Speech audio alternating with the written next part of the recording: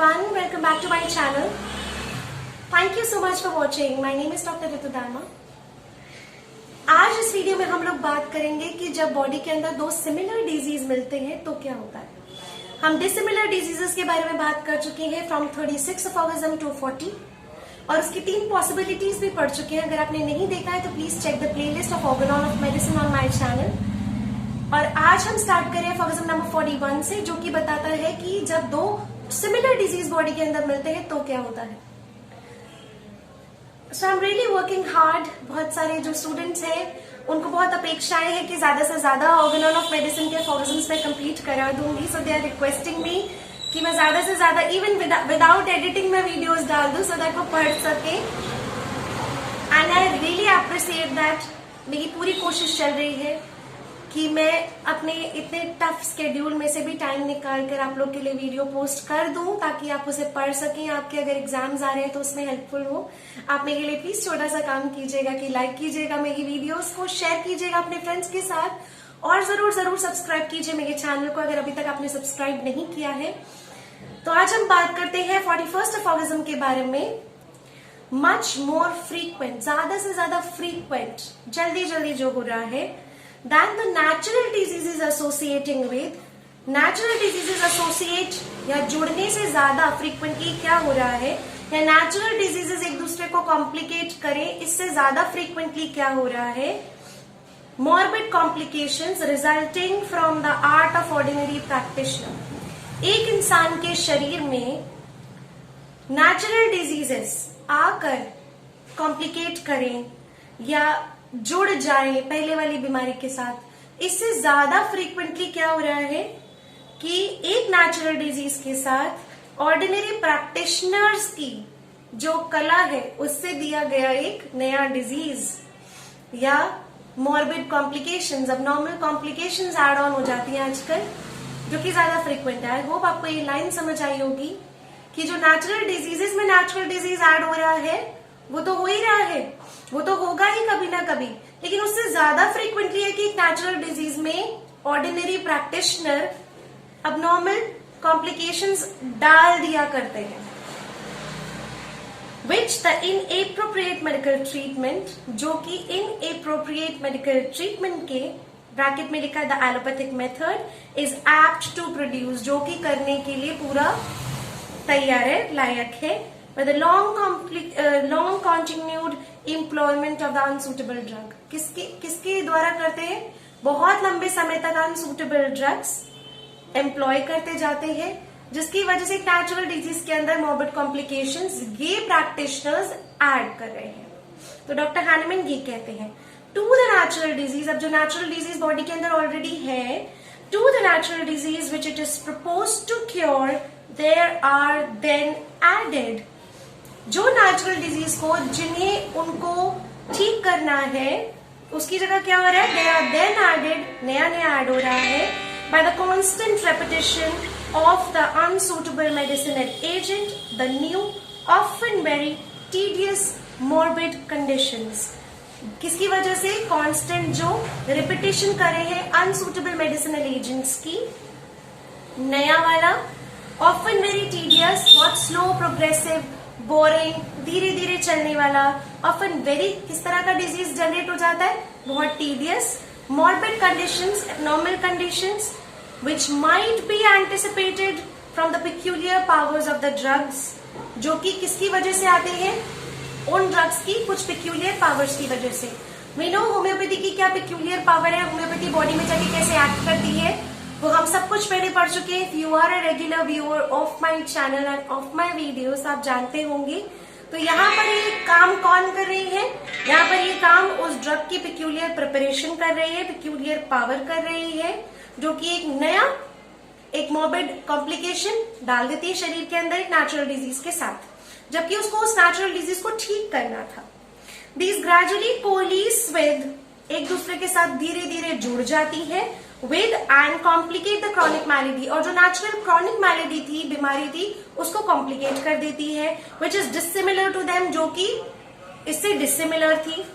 Bracket में क्या है, which they were unable to cure by similarity of action, वो जो कि बिना सिमिलैरिटी ऑफ एक्शन के क्योर ही नहीं कर पाएंगे। बिना सिमिलैरिटी ऑफ एक्शन के क्योर नहीं कर पाएंगे, तो सिमिलैरिटी ऑफ एक्शन पे कौन काम करती है? होम्योपैथी। तो दैट मीन्स बिना होम्योपैथी के लिए प्रिस्क्राइब किए वो ठीक नहीं कर पाएंगे। Adding to the old disease a new, old disease के अंदर एक न्यू ऐड कर दिया जो कि डिसिमिलर है, आर्टिफिशियल मैलेडी है, आर्टिफिशियल डिजीज है, क्रॉनिक नेचर का है, लंबे समय तक चलने वाला है, एंड दस give the patient a double in place of a single disease. और इस तरह से एक पेशेंट को एक सिंगल डिजीज के बदले एक डबल डिजीज दे देते हैं। दैट इज टू से, इसका मतलब क्या है? Render him much worse and more difficult to cure, और उनको और ज्यादा वर्स और डिफिकल्ट टू क्योर बना देते हैं। ऑफन क्वाइट इनक्योरेबल, और कई बार तो इनक्योरेबल बना देते हैं। इस जगह ना मैं आपसे एक चीज शेयर करना चाहूंगी जो होम्योपैथ्स का एक बहुत बड़ा प्रॉब्लम कई बार हो जाता है, या होम्योपैथ्स इसके लिए कई बार रिस्पॉन्सिबल भी हो जाते हैं कि ठीक नहीं कर पाते। जब एक इंडिविजुअल बहुत पुरानी बीमारी के साथ आया, उसकी बीमारी पुरानी और उसने बहुत समय तक इस तरह के अनसूटेबल ड्रग्स खाए हैं, वन और द अदर टाइप, 10 साल 15 साल लगातार खा रहे हैं, and then they come to a homeopath, और फिर वो एक होम्योपैथ के पास आते हैं। तो इतनी डैमेज्ड कंडीशन का हूं या इतनी वर्स कंडीशन का हूं, ऐसी स्थिति में जहां पूरा सिस्टम इस तरह की कॉम्प्लेक्स डिजीजेस से ग्रस्त है, और एक नेचुरल डिजीज तो है ही है, उसके साथ साथ ये आर्टिफिशियली डाला गया डिजीज भी है, और जो कि भी बहुत पुराना है, तो कई बार क्या हो जाता है कि इनक्योरेबल भी हो जाता है। उसके बाद क्या होता है?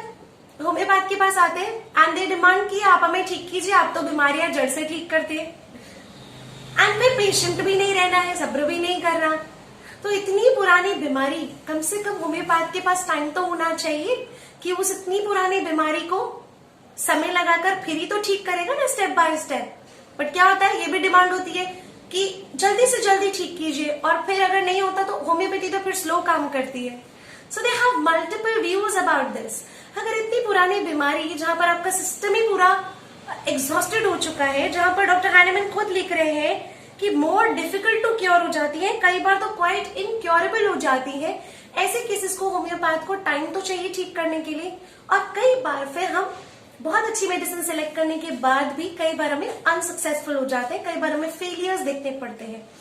तो डोंट गेट डिसहार्टन, और इसीलिए ये वीडियोस है ताकि ज्यादा से ज्यादा लोग होम्योपैथी को अप्रोच कर रहे हैं, तो दे directly approach in the very beginning. आप अगर किसी डिजीज के लिए होम्योपैथ के पास जा रहे हैं बिल्कुल शुरुआत में as a fresh case, mark my words, ज्यादा समय नहीं लगेगा और आप बिल्कुल ठीक भी हो जाएंगे। Once you need to test and experiment with these medicines. So I hope viewers ये चीज समझ रहे होंगे। आगे क्या कहते हैं doctor Hahnemann? Many of the cases for which advice is asked in medical journals, as also the records of the other cases in medical writings, attest the truth of this. और बहुत सारे मेडिकल जर्नल्स में इस तरह की सच्चाई लिखी गई है।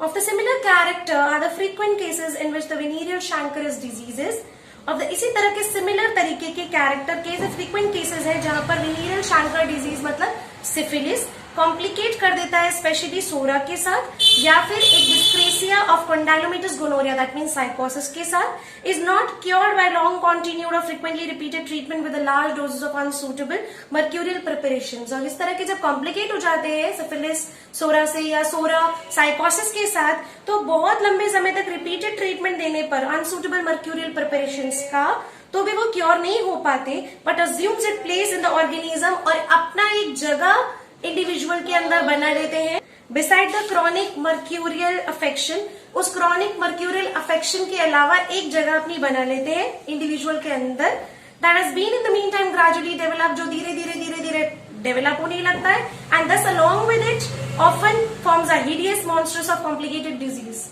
और फिर क्या बना, एक छुपा हुआ मॉन्स्टर, कॉम्प्लिकेटेड डिजीज का एक छुपा हुआ मॉन्स्टर वो धीरे धीरे शरीर के अंदर बनने लगता है, क्योंकि वो बेसिकली ट्रीटमेंट के लिए डाला गया, लेकिन वो कैसी थी, वो मेडिसिन फ्रीक्वेंटली दिया गया, बहुत लंबे समय तक मर्क्यूरियल अनसूटेबल प्रिपरेशंस दिए गए, जिन्होंने अपनी बॉडी के अंदर ओरिजिनल बीमारी that means chronic mercurial affection जो था, जो सिफिलिटिक डिस्क्रेसिया था या जो सिफिलिस था, उस बीमारी के साथ साथ एक एडिशनल ऐड कर दिया डिजीज, और वो जो डिजीज ऐड हो गया वो धीरे धीरे धीरे डेवलप होने लगता है और फिर एक छुपा हुआ मॉन्स्टर राक्षस की तरह कॉम्प्लिकेशंस लेकर आता है under the general name of mask venereal disease. और उसका जनरल नेम क्या दे दिया जाता है? मास्क किया हुआ venereal disease, that means syphilis, mask चढ़ाया हुआ, which then when not quite incurable can only be transformed into health with a greater difficulty। और उसको हेल्थ में वापस लेकर आना बहुत डिफिकल्टी के साथ हो पाता है।